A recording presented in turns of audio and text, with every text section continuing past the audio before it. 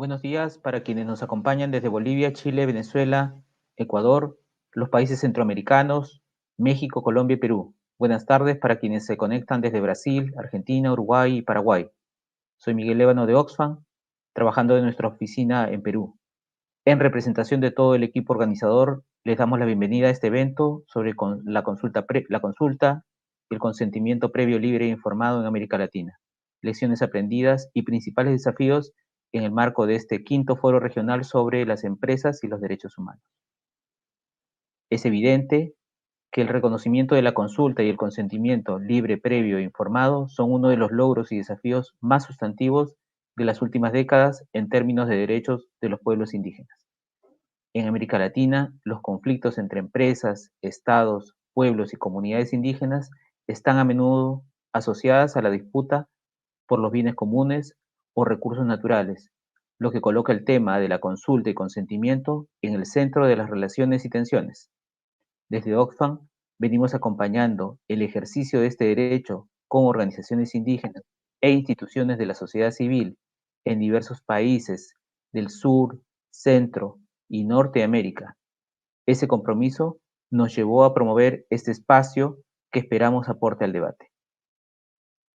En ese sentido, este evento busca promover un intercambio de ideas, tomando el actual contexto de emergencia por el COVID-19 que permite identificar avances y retos en la implementación de la consulta y consentimiento, desde las diferentes miradas, reflexiones y prácticas, desde la mirada de los pueblos, sociedad civil, Estado y sector privado. Todo ello con el afán de analizar cómo la consulta y consentimiento, además de ser una importante expresión del derecho a la autonomía y libre determinación, representa el mejor interés de todas las partes involucradas.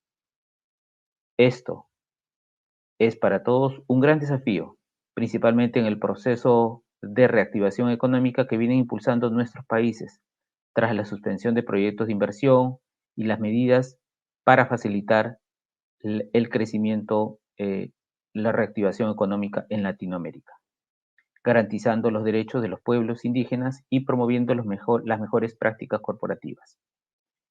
Para ello, este espacio se desarrollará en dos bloques: la presentación de cada uno de los panelistas por un máximo de 8 minutos y luego un bloque de preguntas y respuestas, para lo cual invitamos a que cada uno de los asistentes a este evento los formule vía el chat. Para nuestro panel contamos con la participación de importantes representantes, eh, empezando por Melania Canales, indígena quechua de la región de Ayacucho, Perú, actual coordinadora del Enlace Continental de Mujeres Indígenas para Sudamérica, ECMIASUR, y presidenta de la Organización Nacional de Mujeres Indígenas Andinas y Amazónicas del Perú, ONAMIAP. También nos acompaña Augusto Jordán Rodas Andrade, procurador de los Derechos Humanos de Guatemala y presidente de la Federación Iberoamericana de Ombudsman, FIO. También estará Mayra Olivo Paz, indígena zapoteca, originaria de Juchitán, de Zaragoza, Oaxaca, México, responsable del área jurídica del Centro de Derechos Indígenas Floricanto. Además, Lisa Sumi, directora de estándares y aseguramiento de la Iniciativa para Garantizar la Minería Responsable, IRMA. Finalmente, en el panel, Daniel Cerqueira, abogado e investigador y actual director del Programa de Derechos Humanos y Recursos Naturales de la Fundación para el Debido Proceso Legal, DIPLEF. Con ello, vamos a dar pase ya al inicio de nuestro panel. Para ello, vamos a formular a cada uno de nuestros panelistas una pregunta que pueda motivar su intervención. Entonces, comenzamos con Melania Canales. Melania, por favor, ¿cuál crees, a partir de tu lectura como representante indígena, como mujer indígena, cuál es la situación de la implementación de la consulta y consentimiento previo, libre e informado en el contexto del COVID-19 en América Latina? ¿Cómo se está garantizando la participación efectiva de las mujeres indígenas? Adelante.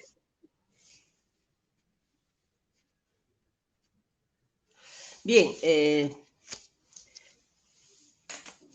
muy buenos días a cada uno de ustedes. Alin Punchao, Cachun, Yapalaquichita, Liu, Kai, Aviala, Suyu, Nisham, Ñañanchikunata, Turinchikunata, Ari. Bien, buenos días, Miguel. Buenos días a todos los que nos escuchan, a todos los que están al otro lado, en los diferentes países, ¿no? Y a nuestros hermanos y hermanas. Pues bien, yo quisiera de repente decir acerca de la pregunta, y yo siempre he tenido, o sea, hemos tenido un análisis acerca de la consulta previa, que se da no solo en el Perú, se está dando en Bolivia, Ecuador, Colombia y otros países. Y entonces hay una gran pregunta que nos hacemos también nosotras y decimos, ¿realmente es una consulta previa?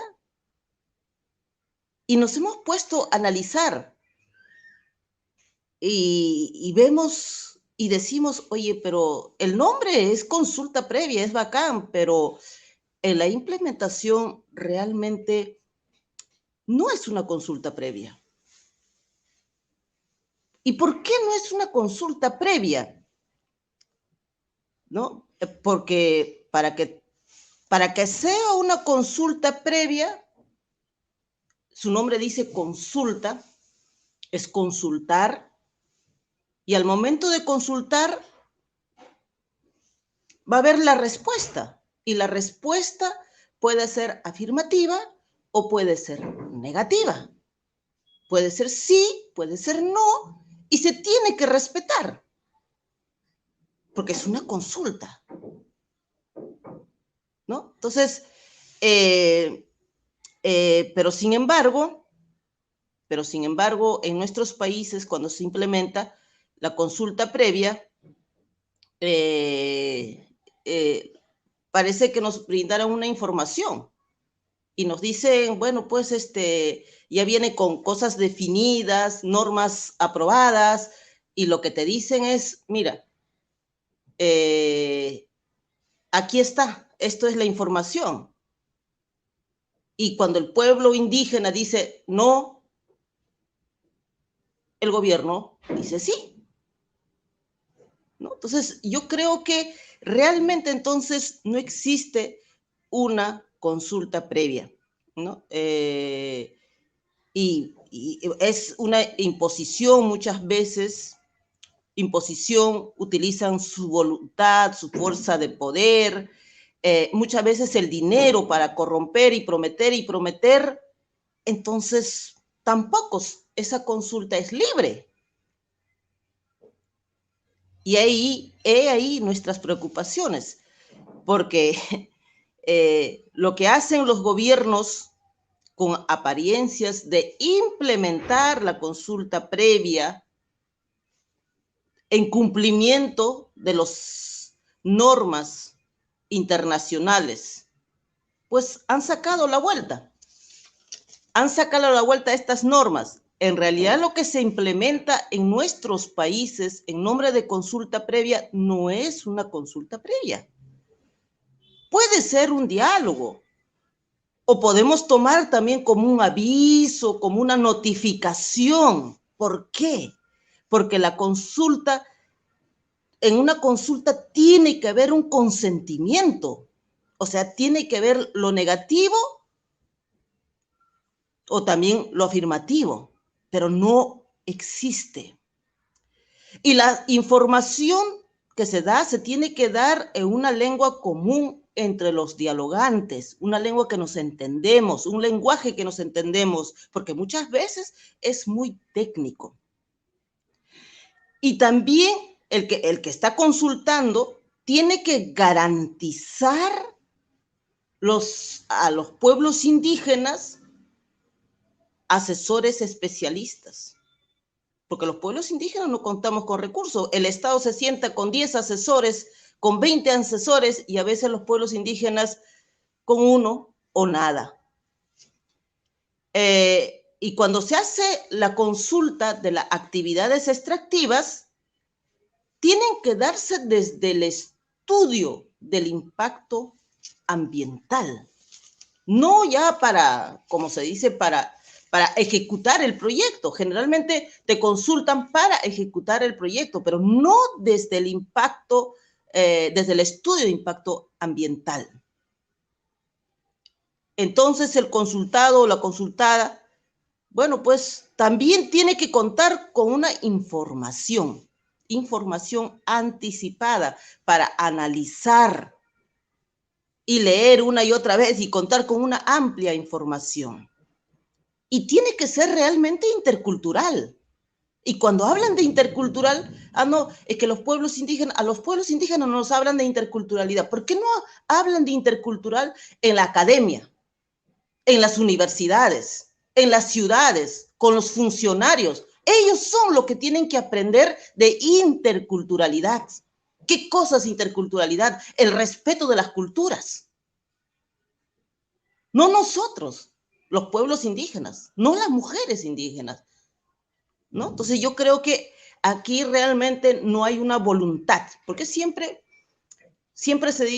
quieren ellos mantener culturas superiores y culturas inferiores, como a nosotros los pueblos indígenas nos dicen. Y también tiene que tomarse en esa consulta a las mujeres, a los jóvenes, a los discapacitados, discapacitadas.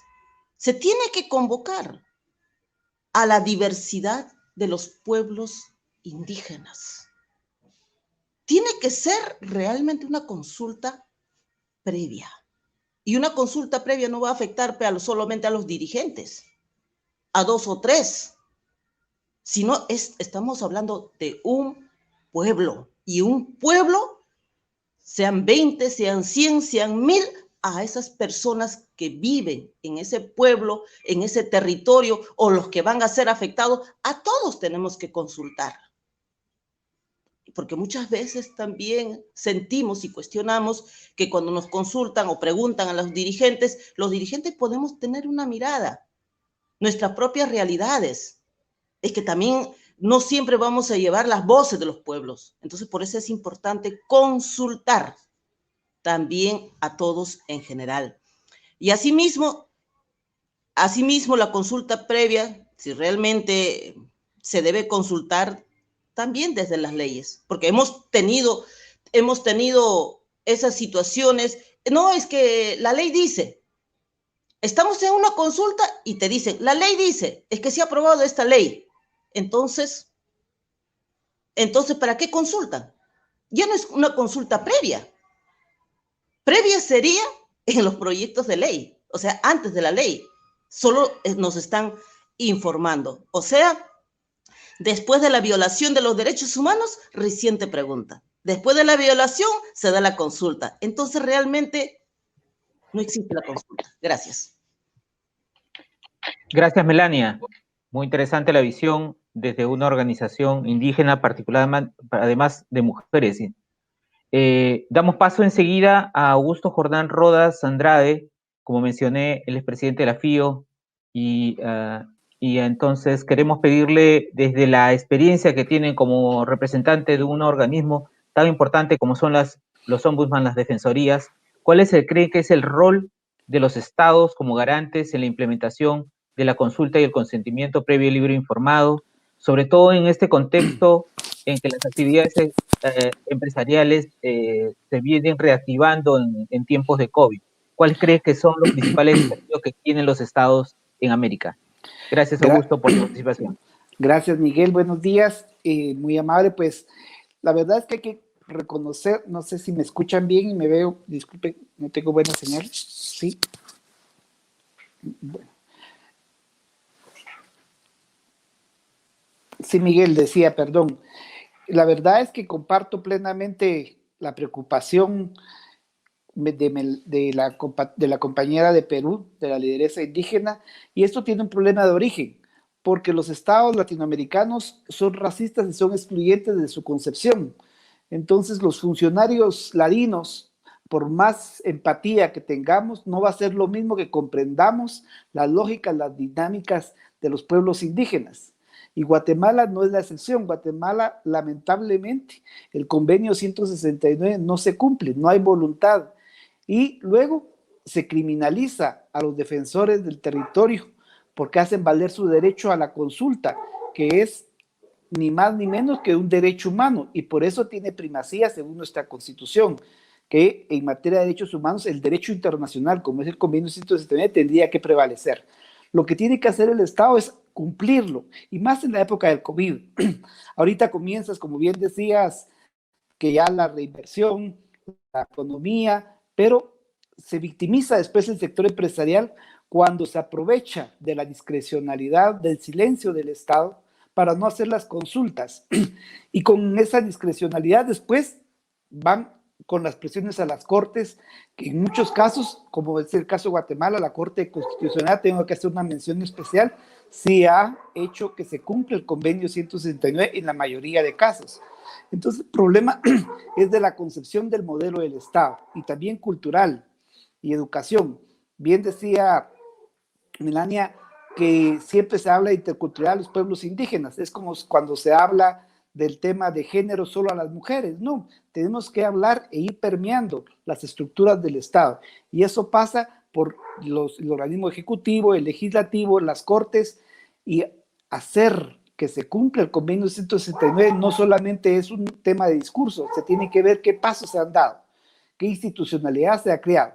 Y hoy por hoy no se ha creado en Guatemala ninguna institucionalidad y también no es un tema que esté en agenda. También tenemos que tener plenamente conciencia de que esta consulta tiene que ser antes, ¿verdad? Porque si no, ellos vienen, invierten los grandes grupos empresariales y se quejan cuando a medio camino de la inversión del proyecto se paralizan. Pero ellos han sido corresponsables juntamente con las autoridades de invertir en un proyecto que tuvo que haber sido puesto a consulta de los pueblos indígenas. Y como no es así, entonces utilizan todo el poder económico y político para criminalizar a defensores, a operadores de justicia que no se doblegan ante sus intereses netamente económicos. Entonces yo diría que el reto es hacer un alto en el camino y ahorita que se habla de la nueva normalidad tendríamos que redefinir realmente. Si volvemos a lo anterior legalmente y social y económica y políticamente, no, porque eso ha ocasionado estas grandes desigualdades. Entonces tenemos que tener estados cada vez más incluyentes, pero eso pasa por un tema fundamental desde mi concepción, que es la participación política. Se tiene que garantizar la participación política a todo nivel de los pueblos indígenas para que sean los tomadores de decisiones con conocimiento de los usos, costumbres y derecho indígena que coadyuve en el respeto del convenio 169. Si no, este será pura poesía, difícil de cumplir, porque no hay una voluntad, no hay una conciencia plena de un Estado ladino que tenemos que repensar porque ya ha colapsado. Muchas gracias, Miguel. Muy amable. Gracias, doctor. Muchas gracias por su intervención, sus alcances. Sabemos el rol que cumple, rol importante que cumple en la Superprocuraduría, pero además también en su representación sobre las diferentes oficinas de Defensoría del Pueblo, que son uno de los organismos a los que las organizaciones sociales e indígenas acuden continuamente. Pasamos a, gracias por su aporte, pasamos ahora a la intervención de Lisa Sumi. Como mencioné, Lisa es directora de estándares y aseguramiento de la iniciativa para garantizar la minería responsable IRMA. A Lisa le vamos a pedir que nos pueda comentar qué rol deben cumplir el sector privado que permite brindar o que permita brindar mayores garantías al cumplimiento de los derechos de los pueblos indígenas u originarios, principalmente en términos de consulta y consentimiento previo y libre informado, y además cuáles cree que son los principales desafíos para el sector privado en tiempos de reactivación económica frente al COVID, ¿sí? Solamente un alcance, la intervención de Lisa será en inglés, así que quienes necesiten la traducción, por favor, activarla. Gracias. Adelante, Lisa. Thanks very much, Miguel. I apologize that I'm not able to do this presentation in Spanish. So yes, I'm going to talk about how private sector companies can help to meet their obligations to carry out free, prior, and informed consent, even in cases where perhaps the states are not upholding their own obligations. And I'll do that using examples from the organization I work with, which is the Initiative for Responsible Mining Assurance. But before I start, I just wanted to give you a couple of examples of other systems that are like IRMA. Some of you might recognize. So some of you might have heard of Forest Stewardship Council, which promotes responsible forestry practices, or there's Fair Trade, which provides standards that look at food production, so coffee or bananas or chocolate. So in both of these systems, the standards are written to deliver social and environmental benefits. And many standards like these are starting to reference free, prior, and informed consent as being an essential standard for private sector companies to meet. And the reason that companies participate in these standards and systems are because they gain some kind of reputational benefit or market value from meeting those standards. And they also give consumers a way to use purchasing dollars to try to support more responsible practices. But it's important to know that these types of systems are not meant to replace national laws or state obligations. So IRMA is a standard that has been designed for large-scale mining operations, and there are two elements to what IRMA does. There's a standard for responsible mining, so it lays out all of the metrics that are measured at mine sites. It covers 26 different topics on environment, workers' rights, community health and safety, human rights. And one of the chapters within the IRMA standard is on free, prior, and informed consent. Our standard was developed through a very robust multi-stakeholder process. We did a lot of external working groups, and one of those working groups was on free, prior, and informed consent. We went to British Columbia, Canada, and brought together experts from Oxfam, some auditors, as well as Indigenous peoples from across Canada to test our FPIC chapter and go through it and help us look at ways to improve it. The second element to our system is that there's third-party independent assurance. And so what that means is that auditors who are external to the mining company are the ones who are determining whether or not a company is meeting our mining standards. So it's not the mine site itself that's evaluating itself. It's an external body. And importantly, in IRMA, all of those audits include on-site visits, and the auditors actually interview workers and the interview rights holders and stakeholders and visit affected communities in order to get information that helps them determine whether or not mines are performing well. So I'm going to move on to how IRMA and IRMA's standard address free, prior, and informed consent. And I'm just going to touch on a few issues, but you can see the whole standard at our website, which is responsiblemIning.net. So our chapter has 18 different requirements. I'm going to talk about 6 of them, probably the most important ones, I think, to share here. So first and foremost, in the standard, we say that mines have to be able to show that they have obtained consent from Indigenous peoples. There are a number of different standards that are out there, and they use different words. And so in some cases, you'll see in standards, they might have words like, mines or companies should seek to obtain or aim to obtain consent. But in the IRMA standard, we require that mines demonstrate that they have obtained consent, or else they cannot be certified in our system. The second point is that if Indigenous peoples communities say to a mining company, we're not interested, we don't want your mine here, we say in IRMA that those mining companies should not proceed with the project. FPIC includes a dialogue, and if Indigenous peoples are not interested, then mines need to respect that. Our standard also says that Indigenous peoples have to be involved in identifying the rights and interests that could be impacted if a mine were to go ahead.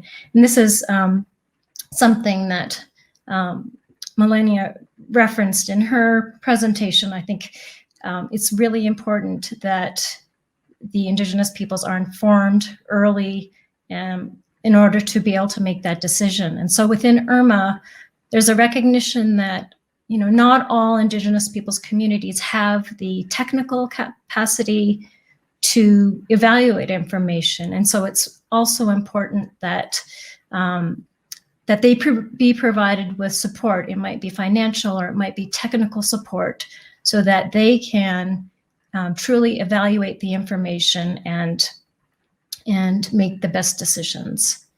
IRMA requires that mines follow any FPIC protocols or consultation protocols and processes that the Indigenous peoples have. We also require that if consent is finally obtained after all of the discussions and negotiations, then it's critical that the mines document all of the commitments and that those commitments are monitored over time to make sure that they are actually living up to what they said they would do. And Indigenous peoples have to be included in that monitoring process as well. And then finally, we all know that free, prior, and informed consent is not a one-time thing. It really is an ongoing process. And so IRMA requires that mines be able to show that there is continuing dialogue and conversation going on with Indigenous peoples throughout the life cycle of the mine. And finally, just quickly, how can communities use IRMA as a tool? So increasingly, I'm sure many of you know that companies in all sorts of industries are being pressured to show that they are being responsible and that their entire supply chains are responsible. So what we're seeing happening is some stakeholders, such as purchasers of mine material, are actually asking their suppliers to undergo IRMA, to do an audit and share the results publicly. Communities, NGOs, and workers can do the same thing. They can challenge mines who are operating in their regions to get an IRMA audit and to demonstrate that they are respecting the commitment to free, prior, and informed consent. So I'll leave it at that. Thank you very much. And please feel free to contact us if you have any questions.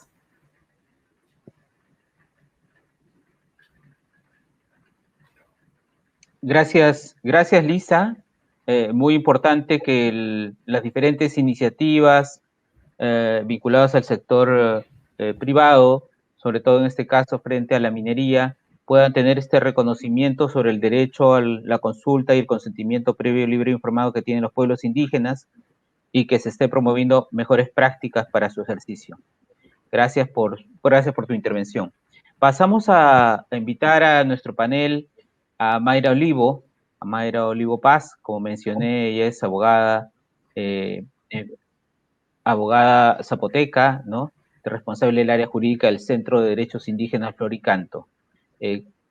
A Mayra le hemos pedido que nos comparta sus reflexiones sobre el rol que deben cumplir los actores sociales para garantizar los derechos de los pueblos indígenas u originarios en relación a la consulta y el consentimiento previo, libre e informado.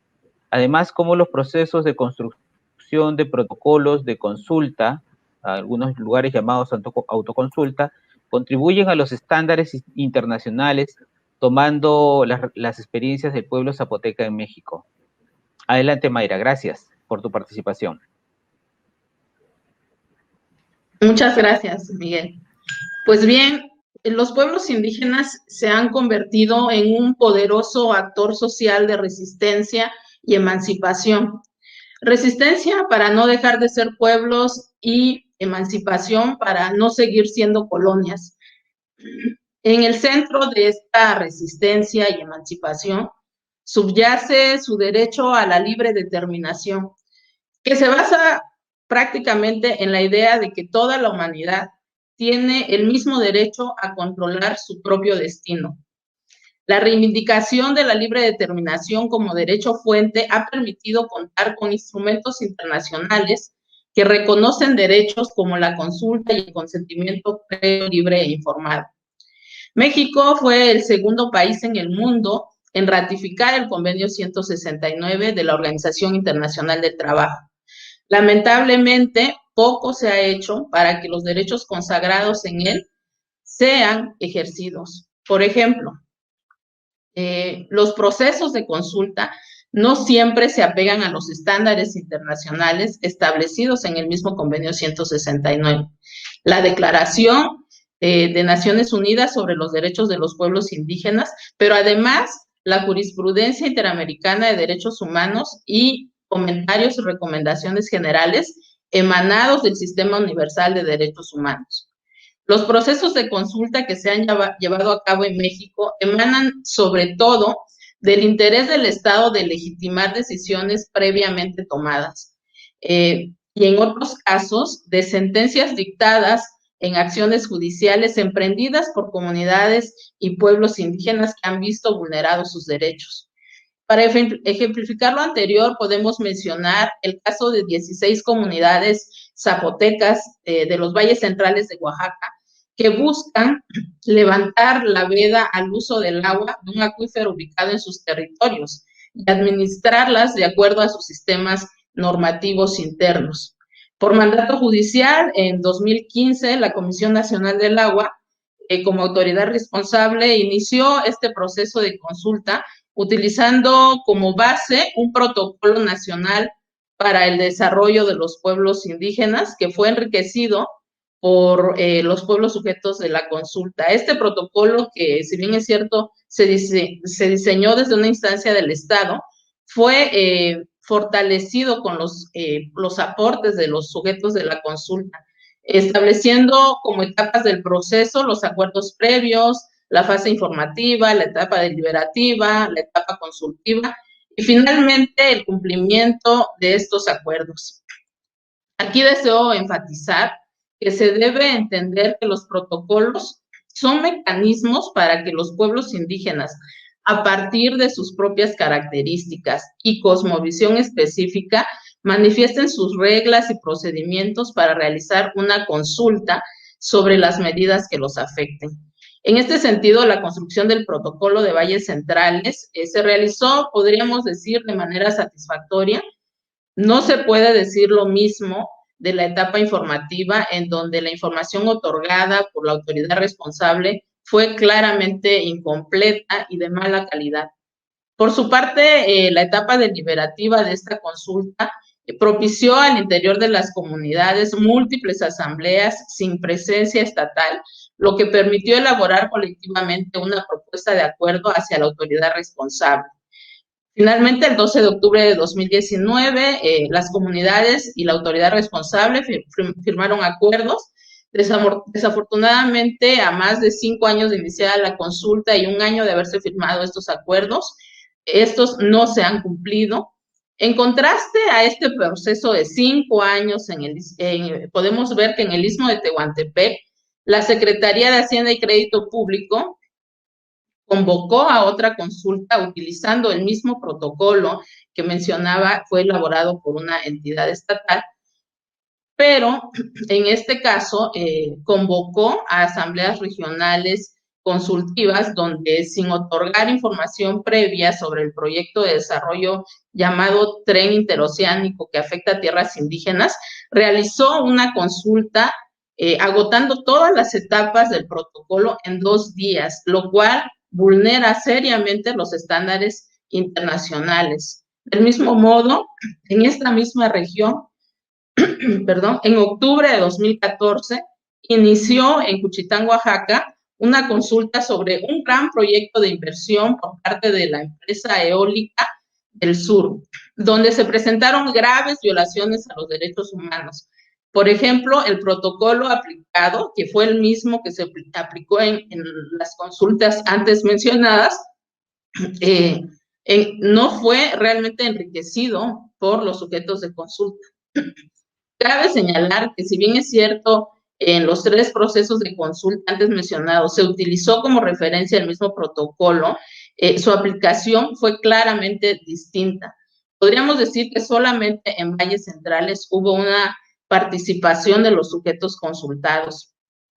Es necesario insistir que a partir de instrumentos internacionales, los estados están obligados a realizar consultas para obtener el consentimiento en los procesos que se trate de desarrollos, de proyectos de desarrollo de gran impacto, como es el tren interoceánico del Istmo de Tehuantepec.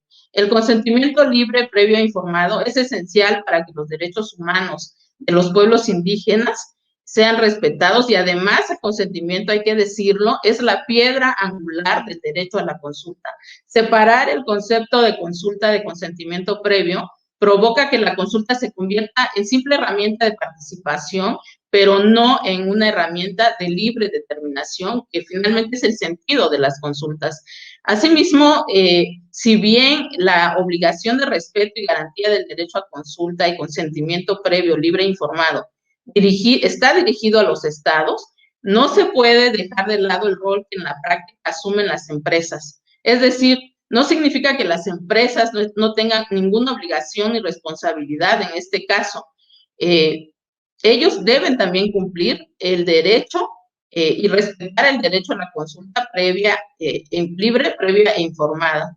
Al contrario, en relación con el segundo pilar de los principios rectores, las empresas tienen la obligación de respetar los procesos de consulta sin interferir directamente o indirectamente en ellos. En el caso de la consulta que se llevó a cabo en Juchitán, hubo repetidas denuncias por parte de la Misión de Observación de Derechos Humanos, así como de personas defensoras indígenas de la tierra, respecto a las amenazas e intimidación con la intención de apresurar el proceso. Esto no es aceptable.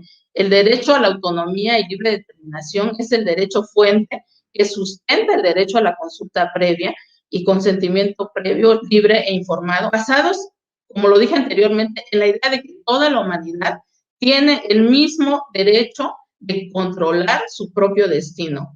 Es indispensable que empresas y estados respeten a los pueblos indígenas su derecho a la libre determinación y autonomía, y al mismo tiempo su derecho a definir sus prioridades de desarrollo. Concluyo diciendo que es urgente acabar con la impunidad respecto a la violación de los derechos de los pueblos indígenas y detener estos ejercicios de simulación que se realizan respecto al derecho a la consulta y consentimiento previo, libre e informado. Gracias.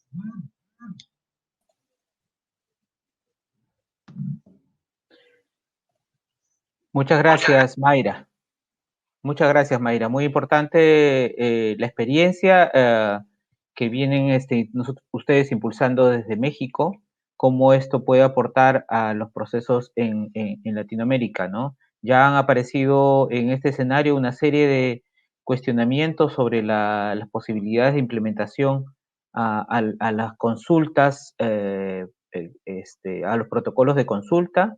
Esperamos que esto pueda más bien alimentar y fortalecer esta ruta de mayor participación, mayor diálogo con los pueblos.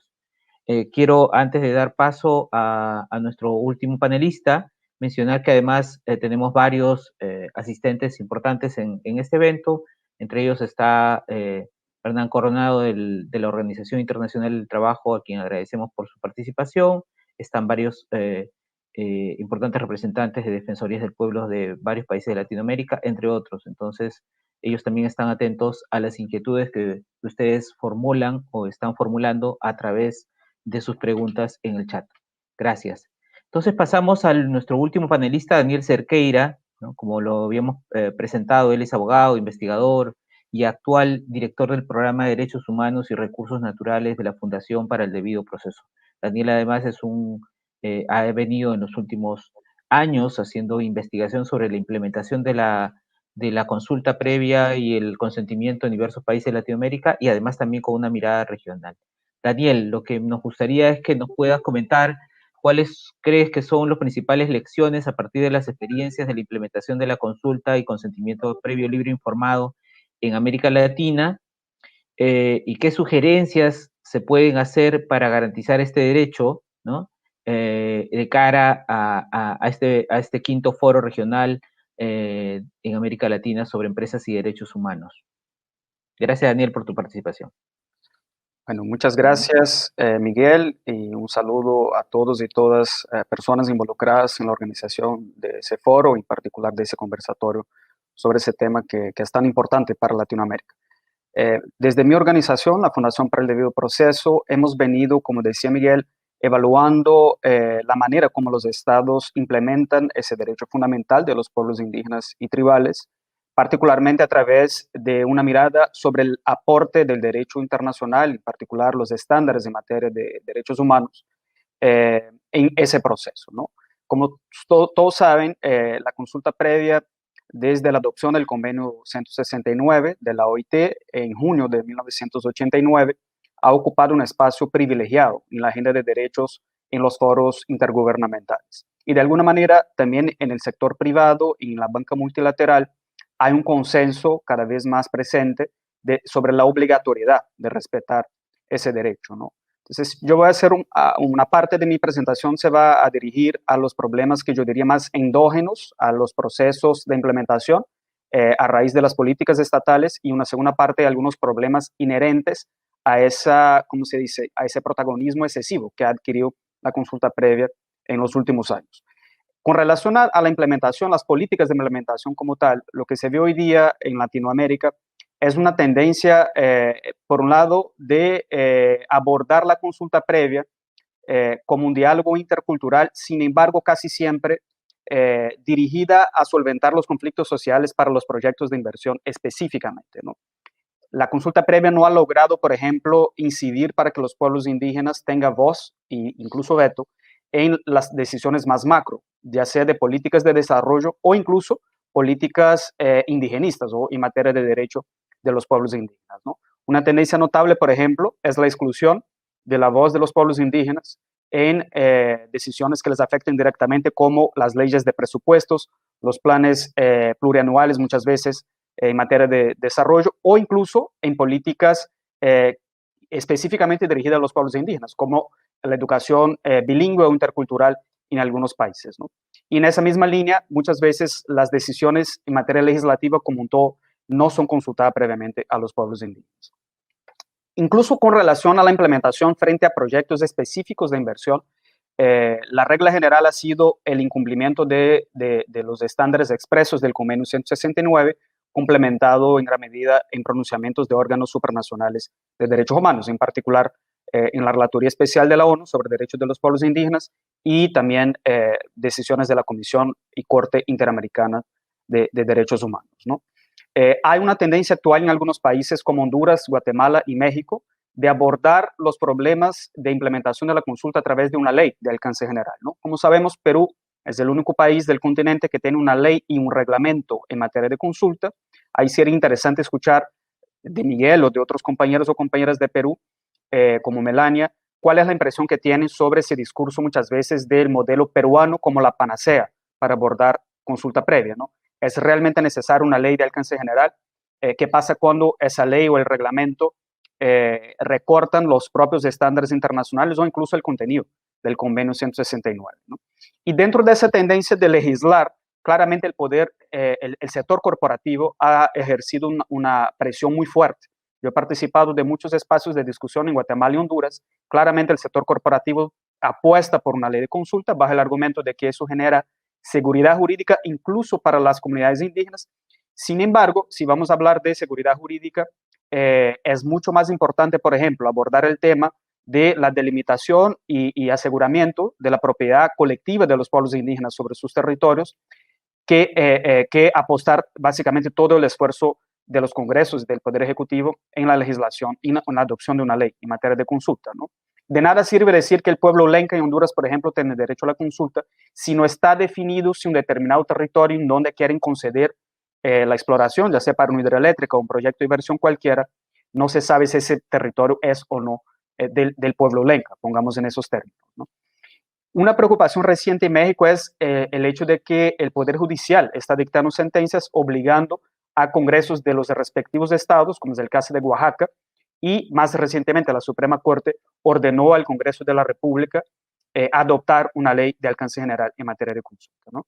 Acá creo que hay que hacer un llamado a los organismos internacionales, a la propia OIT, a que la condición sine qua non de la discusión de una ley sobre consulta es la voluntad de los propios pueblos indígenas, porque se trata de un derecho autoejecutable, no es necesaria una ley habilitante para cobrar eficacia de ese derecho fundamental. Hay una serie de otros, digamos, hallazgos de mi organización en cuanto a los problemas ya de implementación operativa por parte de los gobiernos. En muchos casos, por ejemplo, la entrega de información imprecisa, muchas veces tergiversada. Hemos acompañado procesos de consulta, por ejemplo, en el caso de la soya transgénica en la zona de Yucatán, en México, en donde se hace traducciones a idioma maya, claramente tergiversando el impacto que pueda tener la siembra de soya transgénica o el uso del glifosato para esas comunidades. A modo de ejemplo, entiendo que en ese caso fue Segarpa o alguna otra Secretaría Federal Mexicana, que ahora no me acuerdo, tradujo el término soya transgénica como soya mejorada, ¿no? Claramente en maya no existe el término transgénico tal como lo conocemos en castellano, pero no es una tradición culturalmente adecuada.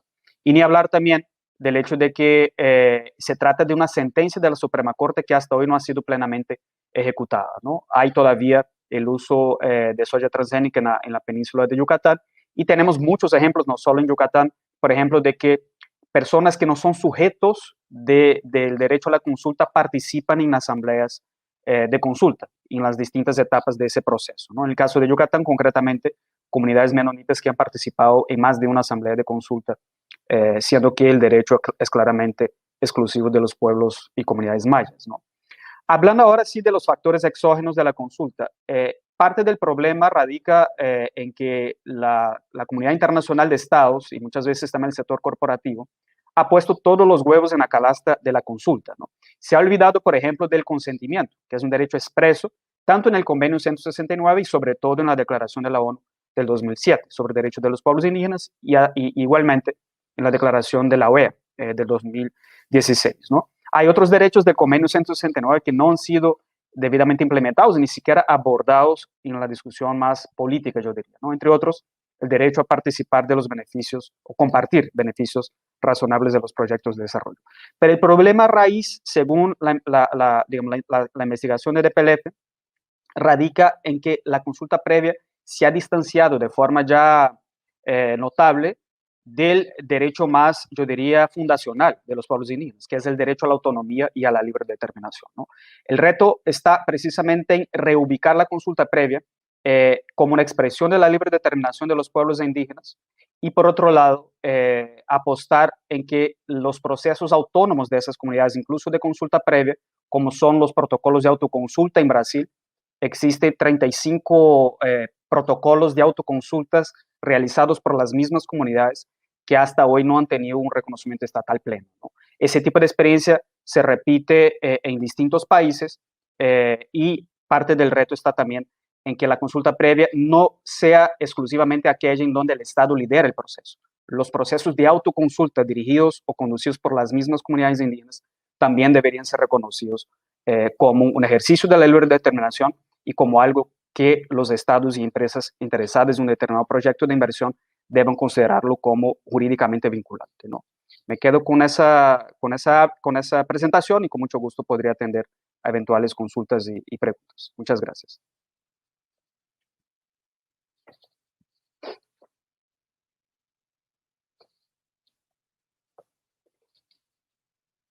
No te escuchamos, Roberto.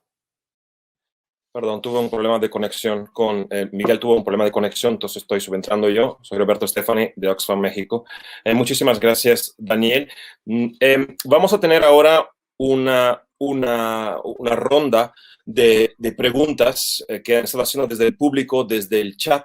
Y en realidad lo que quisiéramos ahora, respetando el mismo orden de las preguntas anteriores, de las intervenciones anteriores, pudiéramos intentar contestar las preguntas. De entrada, hay algunas preguntas sobre la participación de las mujeres, que serían dirigidas principalmente a Melania. Si nos pueden, o a Mayra, no estoy viendo a Melania en este momento, entonces Mayra, si nos pueden dar elementos diferenciados en términos de perspectiva de las mujeres indígenas en el marco de CPLI. ¿Qué les parece que ha cambiado en las instancias de las consultas previas indígenas, ya que llevamos varios años con estas prácticas? Debemos pasar de la consulta a consentimiento. El punto de consentimiento sale en varias preguntas, como pasar de consulta a consentimiento. ¿Qué debe hacer el Estado cuando realiza la consulta y algunas comunidades o miembros de comunidades están en contra del proyecto y otras comunidades? Y también, esta es una pregunta dirigida a ti, Mayra, también sobre el tema de cómo diferenciar, cómo dar una perspectiva desde las mujeres y cómo diferenciar entre consulta y consentimiento. ¿Cuál es la diferencia? Acaba de regresar también el procurador. Entonces pasaría el micrófono en este momento a Mayra para estos dos temas, participación de mujeres y consulta o consentimiento. Gracias. Bueno, lo primero que hay que decir es que todos los procesos sociales en América Latina y en México que han impulsado el reconocimiento de los derechos colectivos han sido procesos en donde las mujeres han estado presentes. Las mujeres concebidas no solamente como personas, sino como parte de un colectivo. Esto es muy importante decirlo porque la participación de las mujeres se puede traducir en esa presencia que sí se ha tenido en todo el desarrollo normativo de los derechos de los pueblos indígenas. Ciertamente en los procesos de consulta es necesario visibilizar mucho más la presencia de las mujeres en la toma de decisiones, pero también es importante entender que esta participación de las mujeres se concibe de manera muy puntual desde la colectividad también. Entonces, me parece que en la medida en que las comunidades y los pueblos indígenas logren visibilizar más estos liderazgos femeninos que sí existen en las comunidades, lo hemos visto, por ejemplo, en las consultas que se han realizado en valles centrales, en donde las mujeres, si bien es cierto que no están muchas veces presentes en las asambleas, esto obedece la mayor parte del tiempo en cómo está funcionando la comunidad, pero están enteradas de los temas que se están abordando y también están aportando sus conocimientos para la resolución de los problemas que están enfrentando. Obviamente es necesario visibilizar mucho más la participación de las mujeres y sobre todo ir garantizando todos estos derechos, por ejemplo, el derecho a la tierra, el derecho a poder ser propietarias de sus propios territorios. En muchas comunidades todavía esto no es posible y me parece que son parte de la agenda de la reivindicación de los derechos de las mujeres indígenas. Muchas gracias, Mayra. Una pregunta para el procurador sobre el tema de qué rol podría tener la Defensoría en apoyo a las comunidades que no tienen suficiente recurso para poder tener asesoría legal. Entonces, ¿cuál sería el rol ideal de estas comisiones o Procuraduría de Derechos Humanos en términos de apoyo a las comunidades y de garantía que la consulta se implemente de manera correcta? Bueno, yo pienso que tenemos que apostar por la educación, ¿verdad? Dar a difundir los derechos que se tienen y también, sobre todo, la educación con pertinencia cultural. Porque también, si bien es cierto, en países como el nuestro, en Guatemala, la Constitución dice que el idioma oficial es el español, en la realidad hay muchas personas mayablantes que no tienen el acceso a los servicios públicos ni a la educación en sus idiomas maternos. Entonces tendríamos que facilitar ese tipo de educación, dar a conocer el convenio, pero también tropezamos con un tropiezo muchas de las defensorías o procuradurías o comisiones de derechos humanos en Iberoamérica, que es la precariedad de recursos y que muchas veces somos castigados por mantener el mandato independiente en los recortes de presupuesto. Y ahí es donde es importante buscar aliados estratégicos como Oxfam para trabajar en conjunto y llegar a los lugares más recónditos donde el propio gobierno no llega o no tiene la voluntad de llegar, también para dar a conocer la herramienta del 169. Muchas gracias. Una pregunta para Lisa, una intervención final o ronda final para Lisa respecto a los retos de una organización de certificación como IRMA en un contexto tan complicado como el contexto de la minería, que con los conflictos que genera a nivel continental, parece estar avanzado el trabajo que hace IRMA. ¿Cuáles retos identifican y cómo piensan poderlo superar?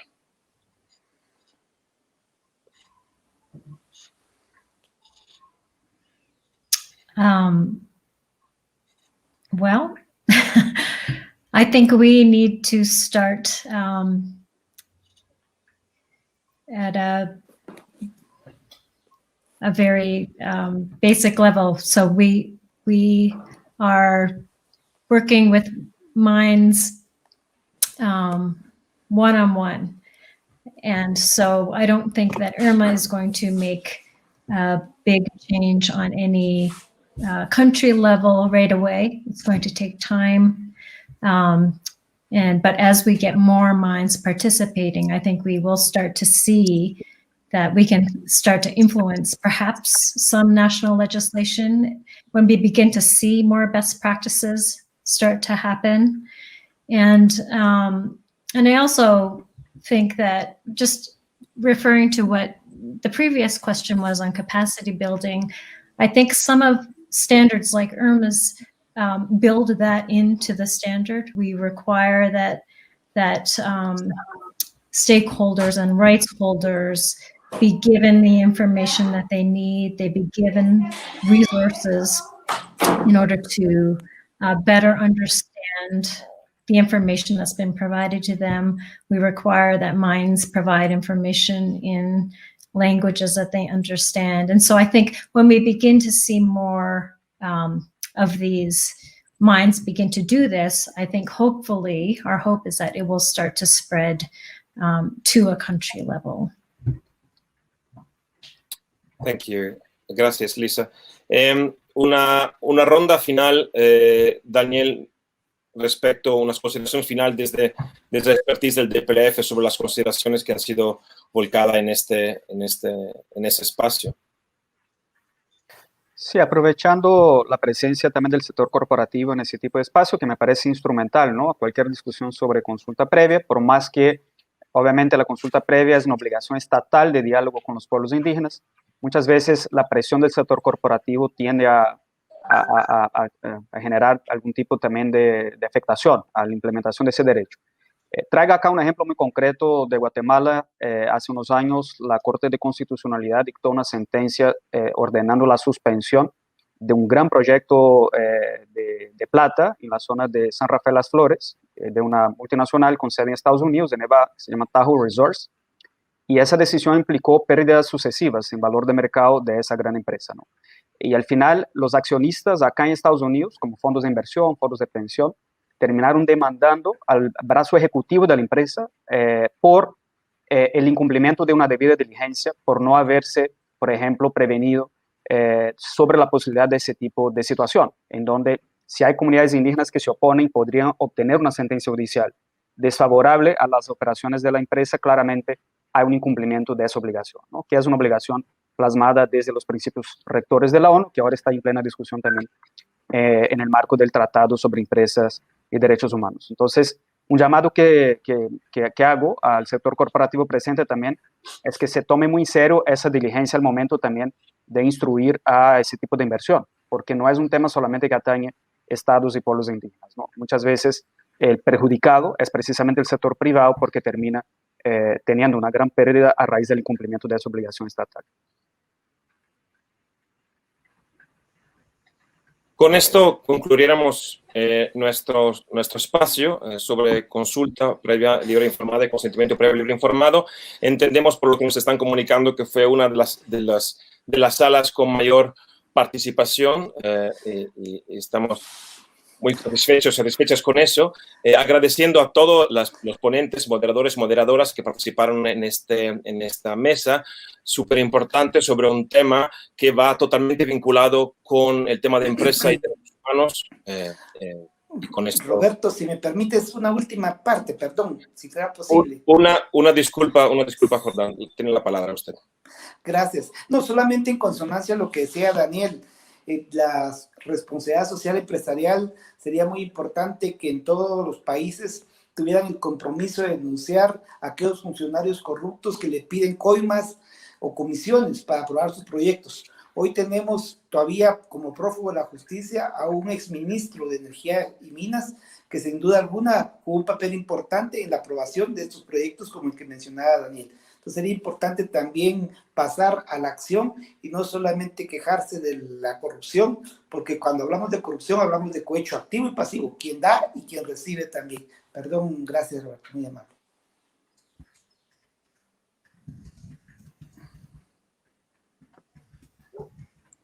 Al parecer tenemos otros 5 minutos.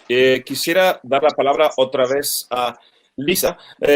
Nos parece interesante el estándar de IRMA respecto a otros estándares que se han mencionado, ¿no? Como la FCC, etc. Y la pregunta es, ¿será que IRMA podrá guiar mejores resultados para los pueblos indígenas, mejor de lo que se han hecho en otros sistemas? Por el tema de concesión, por el tema de minería. Sure. Thanks so much for the question. There are many systems out there right now that are in this space that are trying to improve practices in mining. Many of them are run by industry associations, which I think have a role to play, but IRMA is a little bit different in that we really try to represent all of the different stakeholders, so affected communities, labor organizations, NGOs, like environmental and human rights organizations, mining companies, and then purchasers of mine materials. And because we have that structure, I think what we've developed is a very robust and comprehensive standard that covers not only important human rights issues like free, prior, and informed consent, but also protection of water and protection of air and community health and safety and a whole host of other issues. And so I think that if mines commit to doing IRMA, we will start to see some better results in communities. And the other important thing is that once a mine goes through an IRMA audit, the results are public. And so any stakeholder can see how that mine performed on more than 400 metrics. And so it allows, what that allows for is a more authentic dialogue that can happen between communities and mines because there is more information that is public. Right now, it's really difficult for a lot of communities to know what's going on at a mine site.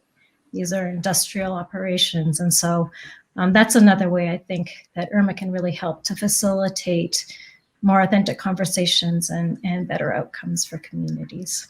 So thanks. Muchas gracias, Lisa. Ya agradecí antes y cerré la sesión antes del tiempo, que teníamos algunos minutos. Me gustaría entonces que la sesión la cerrara Mayra Olivo, indígena zapoteca y abogada de Floricanto, por favor. Muchas gracias, Roberto. Creo que tenemos un reto importante, sobre todo acabar con esta impunidad de la violación de los derechos de los pueblos indígenas. Sin duda uno de ellos el derecho a la consulta y consentimiento previo, libre e informado. Necesitamos también, como lo manifesté anteriormente, visibilizar más el papel de los liderazgos de las mujeres en estos procesos de reivindicación de derechos, hacer un trabajo muy fuerte para visibilizar todos los aportes que desde el territorio están haciendo las defensoras y los defensores, y sobre todo exigir a las empresas también respetar los derechos humanos de los pueblos y comunidades indígenas. Muchas gracias por el espacio. Tenemos un gran camino todavía por recorrer en esta reivindicación de los derechos de los pueblos indígenas. Un gusto.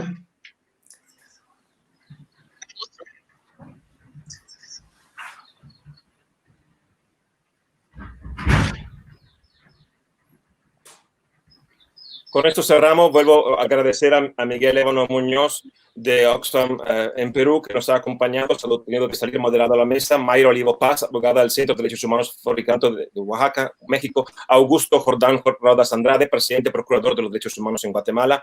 Melania Canales, que también se salió desafortunadamente por la conexión a Internet, coordinadora de ECMIA, subpresidenta de la Organización Nacional de Mujeres Indígenas, Andinas y Amazónicas de Perú. Daniel Cerqueira, director del Programa de Derechos Humanos y Recursos Naturales del DPLF. Elisa Sumi, directora de Estándares y Garantía Initiative for Responsible Mining Assurance, IRMA. Muchísimas gracias por la atención. Hasta pronto. Muchas gracias. Adiós. Feliz día.